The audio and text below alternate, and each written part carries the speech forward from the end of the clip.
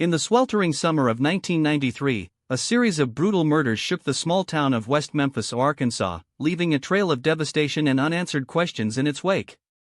The case of the West Memphis Three, a trio of teenage boys wrongly accused and convicted of the heinous crime, would go on to become one of the most infamous in American true crime history. Historically, the town of West Memphis had always been a tight-knit community, where everyone knew each other's names and the local police department was seen as a beacon of trust and protection. But on May 5, 1993, that all changed when three 8-year-old boys, Christopher Byers, Michael Moore, and Stephen Branch, went missing from their homes, only to be found brutally murdered the next day in the woods near their homes. The investigation that followed was marred by questionable police tactics and a rush to judgment, which ultimately led to the arrest and conviction of three local teenagers, Damian Eccles, Jason Baldwin, and Jesse Miskelly, who would come to be known as the West Memphis Three. As the case against the West Memphis Three began to take shape, it became clear that the prosecution's evidence was largely based on coerced confessions and questionable eyewitness testimony.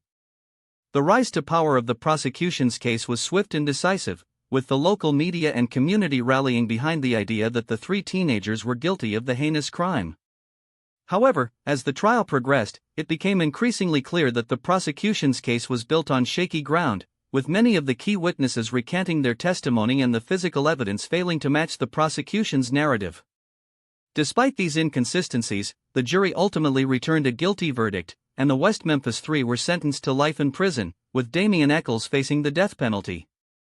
The key players in the trial, including Judge David Burnett and prosecutor John Fogelman, would later face scrutiny for their handling of the case, with many arguing that they had mishandled the evidence and coerced the confessions. The key criminal events in the case, including the murders of the three 8-year-old boys, were shocking and brutal, with the autopsies revealing that the boys had been subjected to extreme violence and torture before being murdered. The crime scene was particularly gruesome, with the bodies of the three boys found in a remote area of the woods, near a creek. The investigation that followed was extensive, with the police collecting evidence and interviewing witnesses, but it was the coerced confessions of the West Memphis Three that would ultimately prove to be the most damaging evidence against them.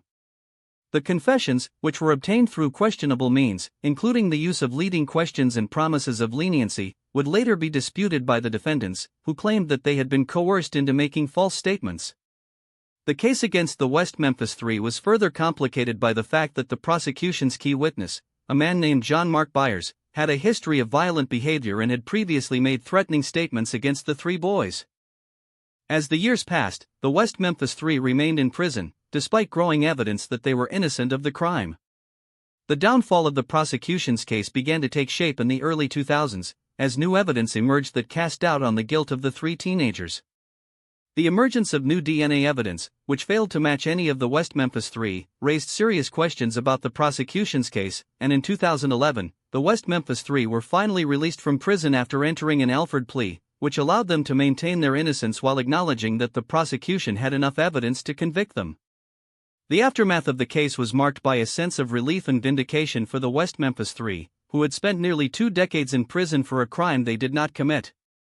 The legacy of the case continues to be felt today, with many arguing that it highlights the dangers of coercive police tactics and the importance of ensuring that justice is served.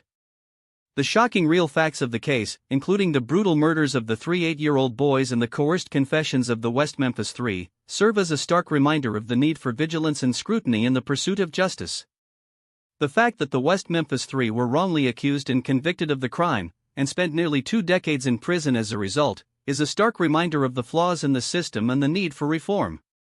The case has been the subject of numerous books, including Mara Leverett's Devil's Knot, which provides a detailed account of the case and the subsequent trial. The book, which was published in 2002, raises serious questions about the prosecution's case and highlights the inconsistencies in the evidence.